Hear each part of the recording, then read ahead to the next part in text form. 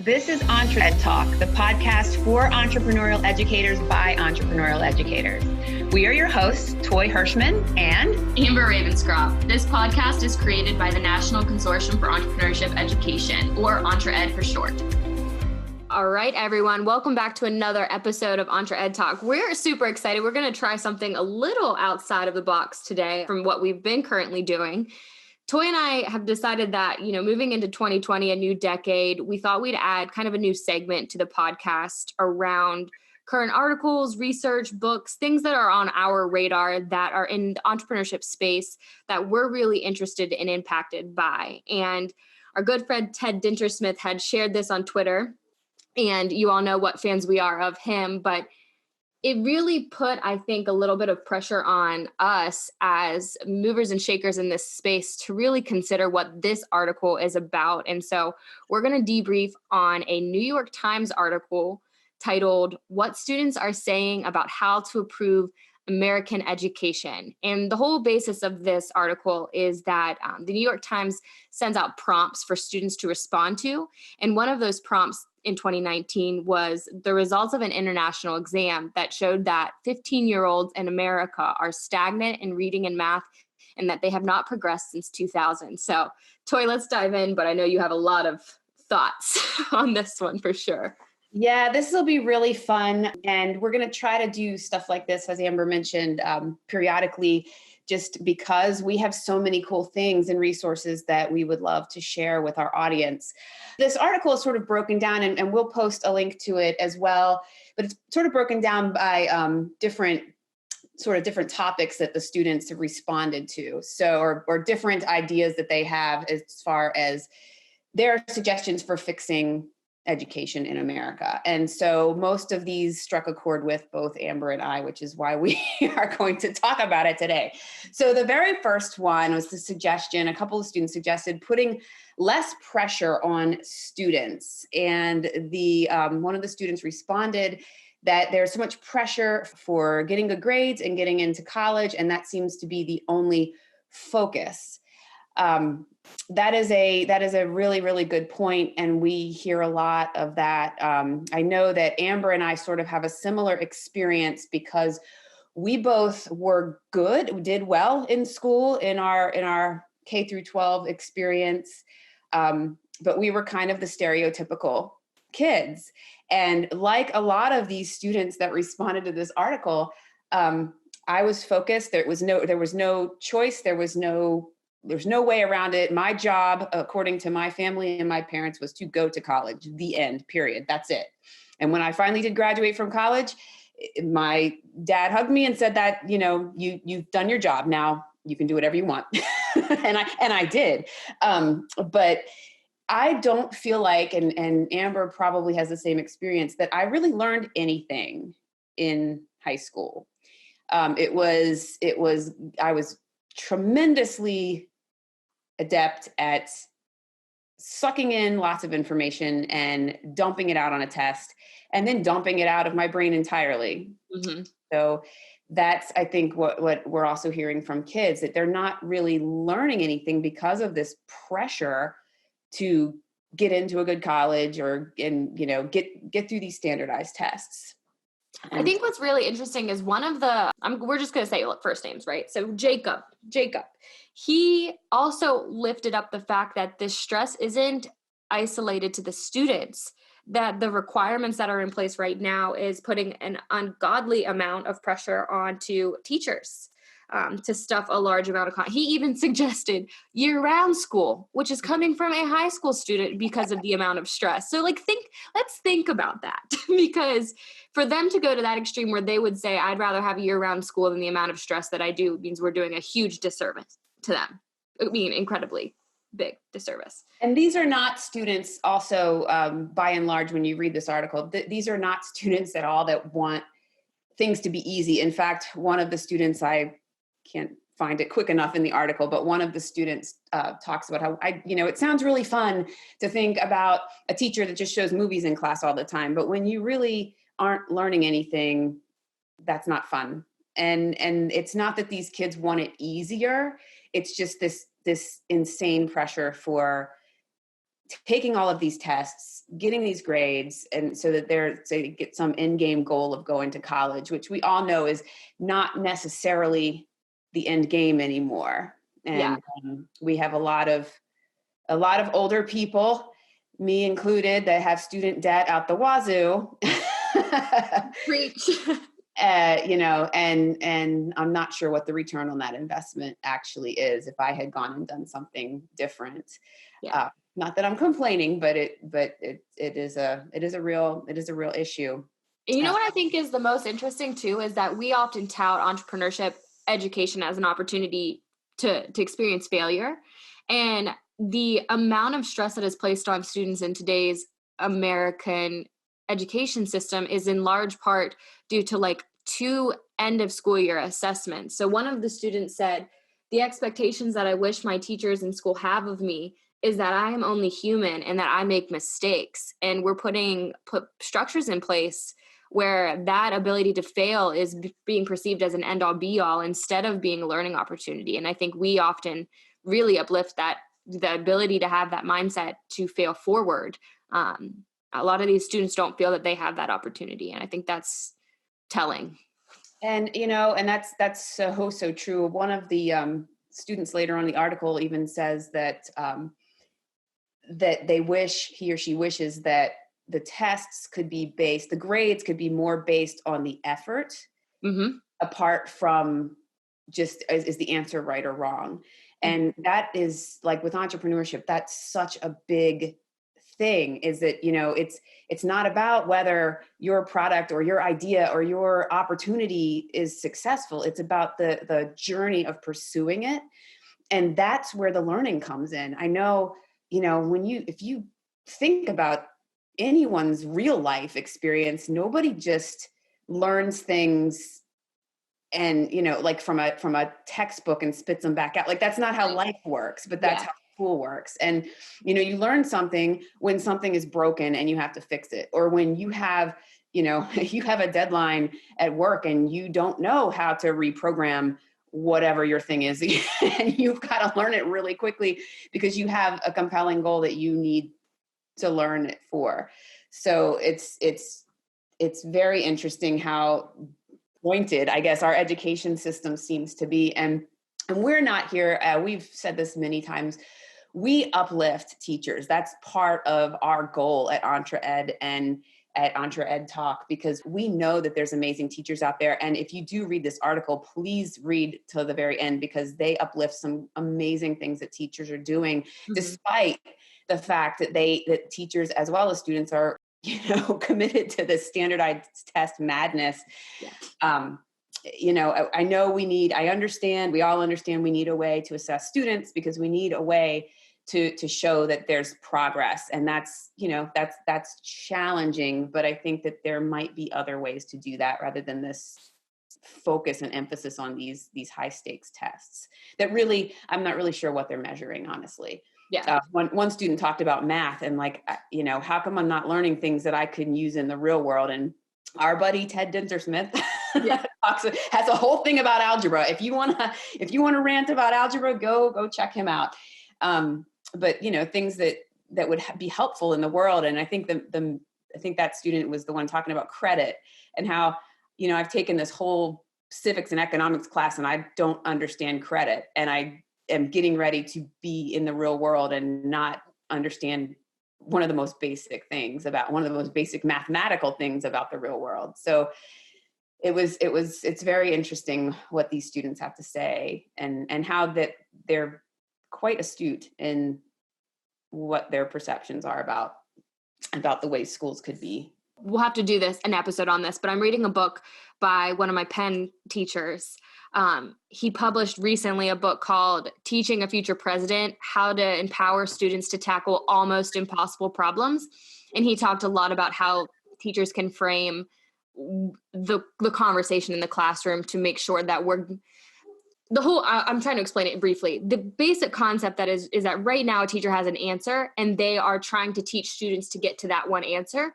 But oftentimes there are 20 million answers if you're asking a different question. And so he has this whole framework for it. I think we should do another podcast episode on that. But I want to go into this next piece, because I think it segues really nicely, is that students actually want to use less technology in the classroom or simultaneously more for different reasons. And they talk about it because, and this is exactly what we've always said, right now, when our education system is asking them to regurgitate topics or just answers, you can Google that in a millisecond. They don't need to know how to recite answers or search for answers or answer things that are routine or monotonous. They need to know how to get to answers that matter. And students are recognizing that by and large, I think, based on the commentary. So, I mean, we've talked about tech for this, how this is disrupting it forever.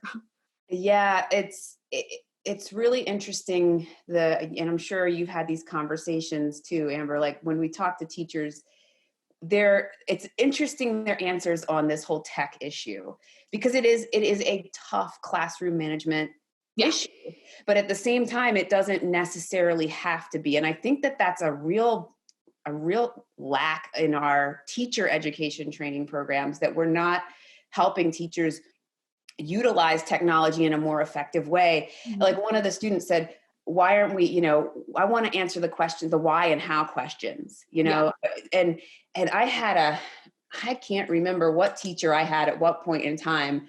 But it was definitely in college, because I don't think Google was around before I was in college, but it was give me a question that can't be Googled.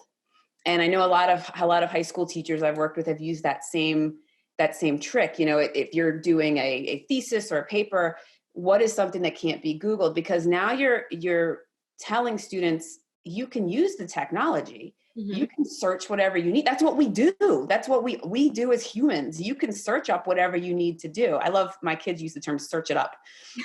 I love that. I stole that from my kids. You can search up anything. But it's when you take that information that you search up and you use it as part of the way that you get to your answer. So it's that deeper understanding. It's not who was the president at this particular year, and this, it's what are you going to do with that information? How are you going to apply that information? Yeah. Technology is not the solution. It's a vessel to get to deeper learning. I feel like regardless of whether these students said they'd prefer pen and paper because they feel like technology is all they know, or whether they think that they could just go on technology just to search something routinely, it comes down to they're craving meaningful learning with technology not being part of that picture in terms of how to actually get to the learning. Like they want the process of learning, and then technology or in person or anything like that is just an element that you're added to that. So they're just craving meaningful learning. I think you could really sum it up as much as that. They just don't want to recite things, and that's what we try. That's, exactly. I think, well, we believe that entrepreneurship solves that problem. Because, and we talk about entrepreneurship, and a lot of times we stumble with that word a little bit, especially when we're meeting with schools. We've talked about this before. Sometimes it's a 4-letter word. It gets in the way a little bit, but it's really about that meaningful learning. And through the entrepreneurship process is a real easy way, and it's a real clear way to get that meaningful learning journey happening and get it started. But there's other ways to do that as well. And another thing that the next thing the students talked about is preparing them for real life. And that's what project-based, problem-based, design-based thinking, entrepreneurship, that's what that all does. It gives you a real problem to solve that's relevant. The big issue in schools is just being able for kids to see that relevance to their life. Oh yeah. And have it be meaningful. The one student talks about, this was the one that in that section of the article talks about the civics and economics class. Mm-hmm. And I barely understand credit, and they expect me to be perfectly fine living alone a year from now, And that's where we all get into trouble, because nobody taught me credit. And let me tell you some of the issues I had coming out of college and not knowing what the heck to do. And, I'm not disparaging, algebra and trigonometry and things like that, but that's really there are ways to make that more relevant, but that it's a lot tougher for kids to see that. And you know what's funny? So my capstone, we had to come up with a business idea, and mine was around adulting. I think I've told you this like 80 million times, but I had basically pitched that I wanted to create this adulting curriculum. And you see that popping up in high schools, across the country. They're working on adulting workshops, teaching kids about credit, all those kinds of things. And I want to pose this question to you because I don't know how you'll react to it. I had a professor question what was education's duty. Is it their duty to prepare teachers for their duty to prepare students for those types of things, or is it the parents' job? I'd love to hear your opinion, because that was one of my big assumptions that I made, was that my assumption was that you can teach those concepts through the vessel of the standards that are required in courses. Like, you can teach credit in math. You can teach financial literacy in math classes. And so like, I had a whole assumption about that, but that was somebody came to me and said, is that my job, or is that the parent's job? And I was like, Really, really great question, and a really funny thing that you said that, because I had a conversation randomly with a doctor. If you can imagine, I have sidebars everywhere I go. So we were talking about school, and this particular doctor, hi, Dr. Buckingham, he has 10 children. Like, he just keeps having kids. Good for him. And his wife, bless her heart, homeschools all of them. Oh. I don't even know how you manage that situation. That's a different topic for another day. But his question to me was that very same question, was whose responsibility is it to prepare your children for life and to educate your children? Is it, if it's the parents, then that's that's where they were coming from. That's a whole different set of ideas. But, I think that in our society, it has to kind of fall on both stakeholders' shoulders. But this is one of those things, you can't Google that. I can't Google that. It's one of those questions that you could ask a student, and what would they say?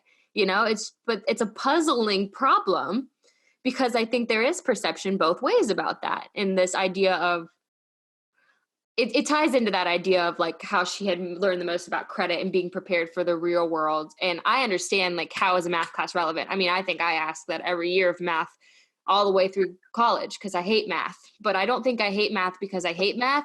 I think I hate math because it was never made relevant. So there's a difference. So I just posed that question. Hey, everybody that's listening, if you would like to please tweet at me afterwards with your vision of education, and let me know, who do you think is responsible for teaching the students of today about the real world? Let me know. I'm interested. I'm just interested in the poll. We should do a poll. And the bigger question is too, why are we not in schools? Why are we not, by and large, teaching about the real world? Why, like you said, why aren't we using? I think we're just going to we should not have started this segment, because we're just going to get really, really like, what is happening? 5 hours later. But it's true.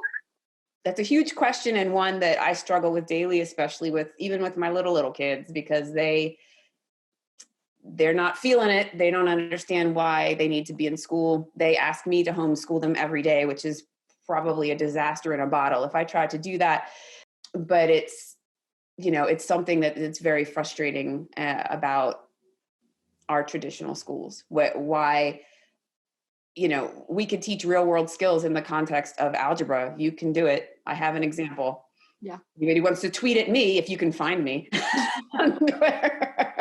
I'll be happy to share with you my algebra example.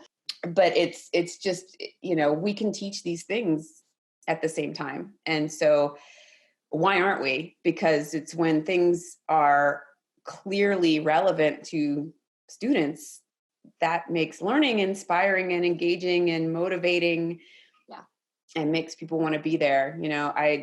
We're going to interview a good friend of mine in a couple of weeks who started Project Lead the Way.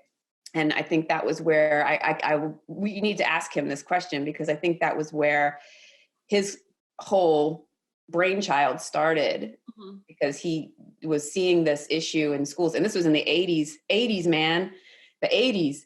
And he put a bunch of kids in a room with a book, with a phone book and some books and a phone, like one that was like a tether to it, like a phone. Funny. An old school phone, and to have students solve a real problem. And after being completely dazed and confused for a little while, they got to work, and it was one of the most amazing experiences they ever had. So it's just, when kids know why they're doing something, it makes it more motivating, even if it's not their favorite thing to do, And I think it goes back to my question of like, whose responsibility is it? By tying any kind of assignment or project that you're working on into class to relevancy, you're teaching them skills to figure out problems that might not be addressed in the class. Obviously, they're not going to be able to know every single thing about adulting from a classroom, but they might, from some experience in their time doing project-based learning or problem-based learning, have the skill sets then to figure it out, instead of where they're at now, where they get out and it's like a deer in headlights and they have no clue how to even go about processing or attempting to solve a problem in their lives because they've just been asked to regurgitate answers. And so you're giving them those skill sets to figure things out while simultaneously giving them relevancy. So it's that process of figuring things out, just understanding that you are capable of figuring something out. You can do it. Even if you don't know where to start, you have the ability to do that. And just understanding that can be mind-blowing to kids. Yeah. We have this kind of issue in society right now where a lot of people have it. It's the I ain't trained mentality. Like, I didn't go to school for web design, so there ain't no way I can, slap up a website or something. Well, you know what? You can, and it's easier than you think. Or, I don't know how to fix this, bicycle wheel or braking system or, whatever it is. But it's that mentality of just that wall immediately. I can't do this. Yeah. You can't do this. Yeah. And I think what we should do is skip this next one because we've talked about it. Come on. No, but I think we should, because as an FYI for everyone listening, the next step that we've already kind of talked, the next theme was to eliminate standardized tests, which you already know how we feel about it. You already know how Ted feels about it. We've kind of touched on it with the other ones, but I think this ties into what you were just saying too, about the point you're making is like, big thing of that is giving teachers more money and support, not necessarily the more money, but the support piece, like the freedom to have those opportunities. I want you to talk to that, because I feel like this is one of our biggest platforms that we tout at.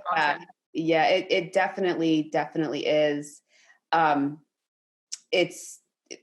We meet teachers all across the country, the world, I guess at this point. And I don't think Amber and I can say enough about what teachers deal with, and I mean, what they are tasked with doing. And so, the standardized test issue is one thing, but when we talk to teachers, so many times they feel completely handcuffed. And it's interesting that so many students in this article understand that. I'm so glad that they understand that, because the teachers a lot of times don't feel supported, and they don't feel like they can be creative and innovative and do interesting things with their content. And a lot of times they can't because of standardized tests. So I think you should, so you need to go to Anders, scroll down to Anders and read that. I'm going to read this out loud, because Anders says the answer to solving the American education crisis is simple. We need to put education back in the hands of the teachers. And then this is going to be an ellipses, so ... There's a little bit in the middle, but he says, we wouldn't let a lawyer perform heart surgery or construction workers do our taxes. So why let the people who win popularity contests run our education systems? Which I'm not going to go into a political thing, but I do think it is as simple as giving a lot of that independence back to educators to do what's best for their. I have never met a teacher who doesn't want what's best for their students, but I have met a ton of teachers who are completely bogged down by the other pieces of that their priorities clash because of what they're required to do and what they want to be. And I think that's as simple as it is. It's very, very compelling from Anders. It was just, I mean, that's when we see teachers doing incredible things, and we fortunately are in a space where we do, it's a one-off sometimes, and it's that teacher that is had to go above and beyond and do, and I don't know why that needs to be the exception. Mm-hmm. It should be the rule. Should, we shouldn't be deciding. People that really don't know what it's like to be in front of a classroom day in and day out should not be making decisions, political or not political, but they should not be making decisions for the people that are. And it's like a lot of things in this in this world where we have people that are so far removed from it and they think they know better. Yeah. And again, Ted Dintersmith talks about that too. He had all these ideas as a businessman about what schools should look like, but he said, I'm not going to be that guy. So I'm going there and I'm going to talk to the people who know, who are there, who are doing it every day. And that's why his book is so amazing and why his movie is so compelling. But it's pretty simple. If the teachers have students' best interests in mind, if they're allowed to do what they do best, then you're going to see kids do what they do best. And, you can't, like we always say, you can't be what you can't see. Students can't see this robotic teacher who's just trying to get through the content and then turn around and be creative and not afraid to fail and take risks. And so seems very easy. Shout out to Finland. I wish we could get a little bit of that. Finish it here. Because beyond just allowing teachers having school put back in the hands of the teachers where it belongs, paying teachers more, we're tasking teachers with one of the hardest jobs. I know I was a career changer, and I'm sorry, folks, but teaching's a whole heck of a lot harder than nuclear engineering. Okay. Yeah. So, we're asking teachers to do this amazing thing, and probably the most important thing. Honestly, I don't know how much more clear. You don't need to explain that. We don't need to explain that, everyone. We don't. You're responsible, and as one teacher, you're responsible in your small part for the next generation and what's going to happen. Yeah. And so we really should, we find money to do all kinds of things. I think we could probably move some to where it would be most effective to help. I think that would help our country move forward in all kinds of different ways, but yeah. Preach. I think the next two are pretty tied together, honestly. Very parallel. The idea that we need to make lessons more engaging, which we've already talked a lot broadly about the relevancy and how that will be engaging, but also create better learning environments. And I think they're very tied to a lot of the responses resonate around this idea of incorporating student voice into those decisions and why it's important to have student opinions come to the table, which I feel is huge. I don't think I was ever asked what I wanted to learn. No, we had I'm blanking right now. We had a podcast where a teacher was talking about how every semester he does that and asks it's Steve Rice from Arkansas. Every semester goes, okay, we just did this semester. So now let's semester in review, guys, kids, tell me what was wrong, what went right, what did you like, what didn't you like, what would you say to the next student coming into this class? Why don't we do that all the time? Again, why is that not the rule? Why is that the exception? Yeah. Why does it take, an exceptional, one-off? Why, it doesn't make a whole lot of sense to me. And we are, by and large, kids are discouraged from saying this stinks, in a nice way. Yeah. And I just went through this with my kid who voiced out loud that he was very unhappy. Now, he probably shouldn't have started a petition and stuff, but he got... Did he really? Yeah, he did. Oh, good. And then a friend put it online, and it went to all the administrators. Yeah, it was a big thing. And he's 9, y'all. He got into a little bit of trouble. But it was really even worse because he told the principal that he wasn't going to get in trouble at home. So, how's that going for you? He was correct about that, but we had a very serious discussion about a more appropriate way to approach that. But you want to know what's funny? This makes me think of your 9-year-old. So students today feel voiceless because they are punished when they criticize the school system. And it's a problem because this allows the schools to block out that criticism that could be positive, leaving it no room to grow. Right. Yeah. Well, and my question with my son's issue was, and I've spoken to the teachers and everything since, but it was this, why didn't anybody ask him why? It was just, I don't like school. All these other people don't. Why didn't anybody pull those kids together and say why? Right. Why wouldn't I don't understand that mindset at all. You're just like, oh, no, why wouldn't you? You did something bad and now you're in trouble. And they did, they took his technology away for like a week. which based on our research here, they don't want. It was really weird.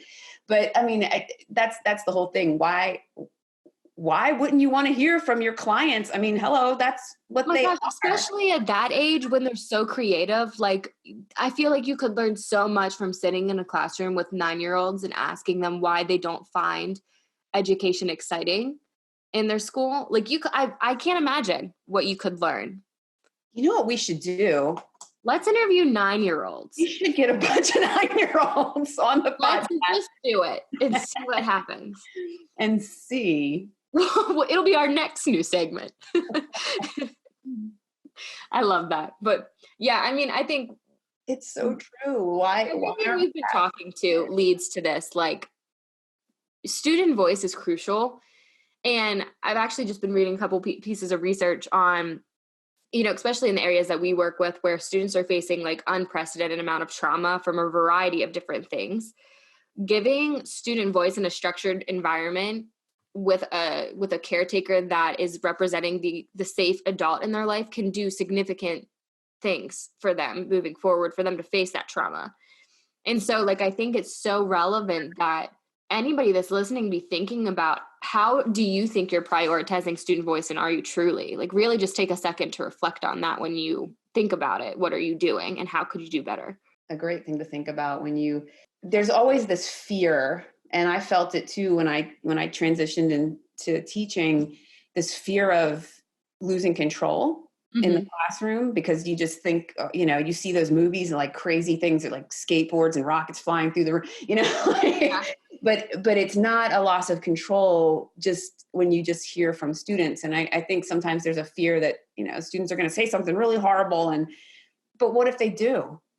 Yeah. And what if it makes you think and reflect in a way that you never did before? And I mean, it's just such a crucial thing. Even something silly, my son, I asked him, I said, well, what would you like to have? He's like, well, I'd like to play soccer more of the day, and I'd like to be on YouTube. And a couple of things were kind of silly that they couldn't have happen in school. But then as he talked longer, he said, well, they want us to sit still for so much time, and we don't get enough time out of our seat. And I have to eat lunch so fast that I get a stomach ache. And then I can't think of, what happens after lunch is waste because he doesn't feel good. And it's just those are real things that could be fixed very easily. Yeah.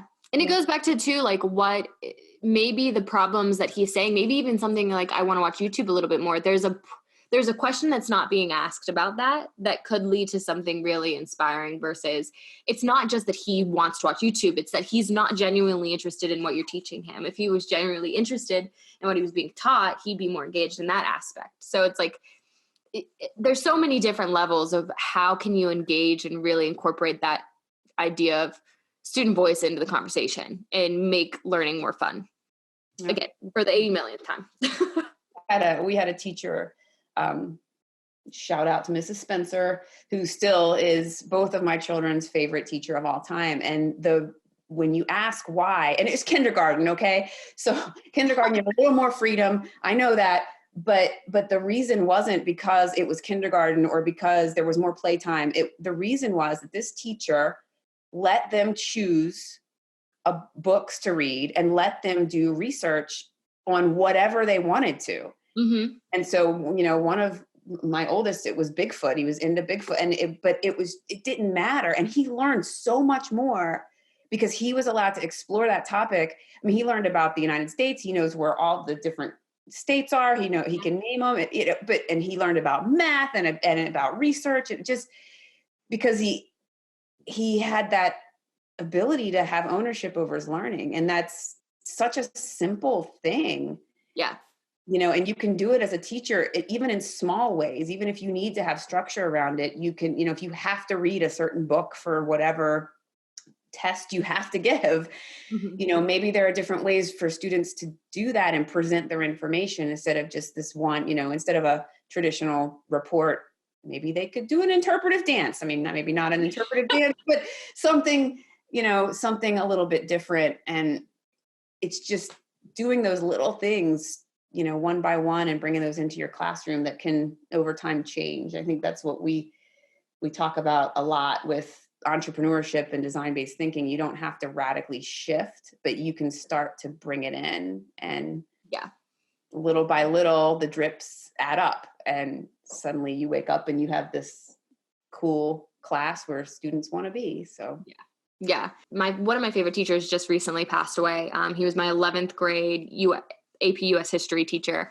And people think history, and like that is one of the easiest classes for you to be tasked with regurgitating things if you don't have a brilliant teacher, right? Like that is a timeline and facts 95% of the time in most classes. But he was so good at applying it. And so we would have, like, for example, we'd be learning about World War II or something.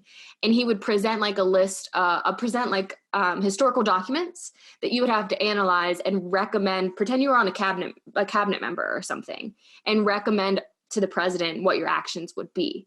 So there was no one answer because it was your opinion based on how you interpreted those documents. And so it was like this super cool way of thinking about why people made decisions, how they made decisions, like how to analyze research. I mean, he was so good at it. And it goes to the point they make in the article. There's another section where I think it's just a couple of students say this, but de-emphasizing grades in the traditional sense, because it tied into this idea that as long as you could articulate why you were making a decision and it was founded in some kind of logic, your decision was going to be right and you would do well on the assignment. And so I love that. I loved his class because you had the opportunity to apply everything that you were doing in that way. So I like the idea of de-emphasize. I hate grades. I bet you remembered it too. And I love him. He was my favorite teacher. And I did not have a history class like that. I had the spit up facts, and I bet you don't remember many of them. Nothing. And it's funny because my husband had a teacher like that. Mm-hmm. Shout out to Doug Oxford. He just retired this year. And I think he taught just about everybody in my small little county. And I didn't grow up here, but he was like that. And my niece actually had him this last year. And it's the same experience, just able to tell history like a story and make it relevant and make it more interesting. And it's amazing how that changes.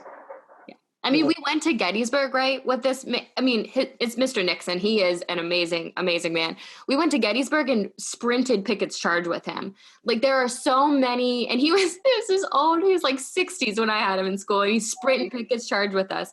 But just like his passion for it, but also how he could apply it to, you literally either were in a simulation or you were experiencing something that made it relevant. And yeah, I mean, he was wonderful, wonderful man. We are passing hour. We gotta keep going. Yes, and I have to pick up my children soon. So. Shout out to Toys. I think the very last. I guess we can try to kind of close it with this, but the emphasis on grades. There was also one of the students that talked about the stress and how this kind of gave me chills about how, this can cause kids to, unfortunately, sometimes take their own lives and cause such great anxiety if that's hopefully not the case, but, just the anxiety and the pressure. And that if you don't get these grades, that's it for you. And a lot of times that's the message that we send to kids, and it's not. And if you look at some of the richest people in the world, they flunked out of school. Mm-hmm. So there are, it's just giving kids the idea that there are other options and that it's not over if you don't fit into this box. It's, in fact, there's so many things available to you. So that's just a really sad narrative that we're even at that point where we're causing that much stress in kids' lives. Yeah. And then the last part of the article is just praise for amazing teachers. And please, if you don't do anything else with this article, read this last section, because it talks about how there are teachers out there. And again, we want this to be the norm and not the exception, but teachers out there that are just doing little things to make school better for kids. This one student, Polly, is saying how he's in a math class that changed his life. Math class used to be meh, but he has a teacher that's so, that's amusing, but also phenomenal, and is able to teach things in a fun, relevant way. It just doesn't take a lot of times, you think about changing the way you teach, and it's like, oh, I have to overhaul everything, and there's a new curriculum every other day. It's not that, take a couple of little ideas and try them out, and then see how it goes, and then try the next one, and maybe ask the kids, what do you think? We just did this weird thing that we never did before.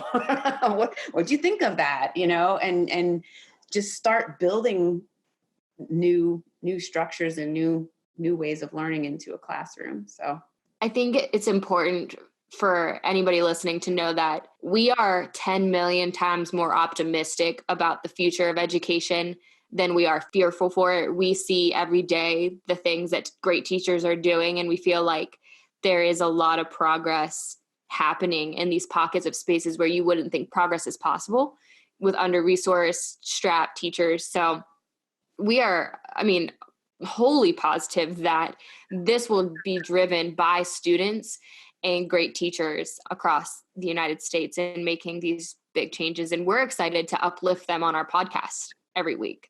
Drop us a line to teachers that are doing great things. We would love to interview them and uplift what they're doing and making all these changes to the classroom possible. So I want to end with that because I think it's important. From the rooftops. What we're trying to do with this podcast, people, we're trying to shout it as loud as we can. Let us shout about you.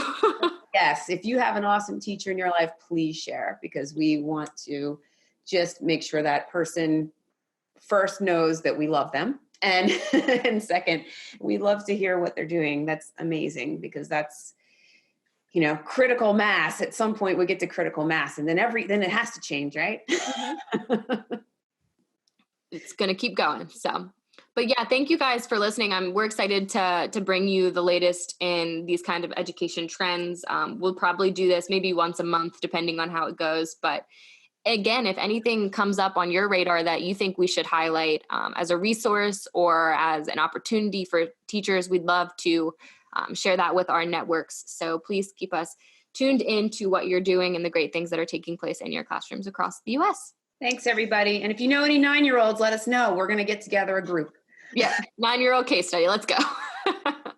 All right. Thank you, everyone.